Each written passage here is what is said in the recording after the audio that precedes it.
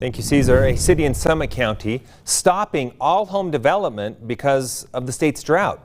This is a big move, especially given our competitive housing market and shortage of homes all across the state. ABC4's Nick McGurk live now from Oakley City with that story. Nick, what's going on up there?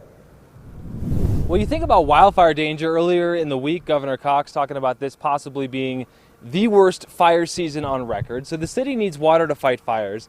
And then there's the folks out there with lawns who are watering their lawns. So there's restrictions on lawn watering. Also, it's a rural community here in Summit County, and so there's lots of big plots of land. Lots of folks have big ponds, which you don't think about in a city, but they use city water. They fill up these ponds. There's a ban on ponds now as well. So a lot going on, but yes, the moratorium on new building permits, that is the headline that we're talking about here today. And really, it all came down to necessity, according to the mayor who I spoke with today. This moratorium on new building permits, it's not permanent, by the way. By law, it's only 180 days.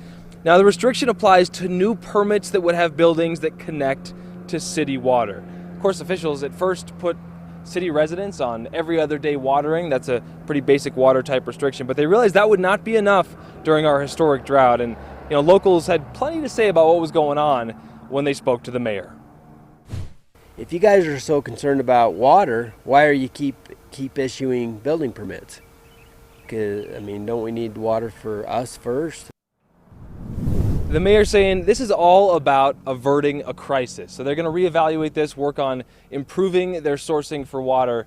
Right now, though, 180 days. So we're looking at new permits being accepted in November. Until then, they're taking these measures to try to conserve that much needed water. We are live in Oakley tonight. Nick McGurk, ABC4 News.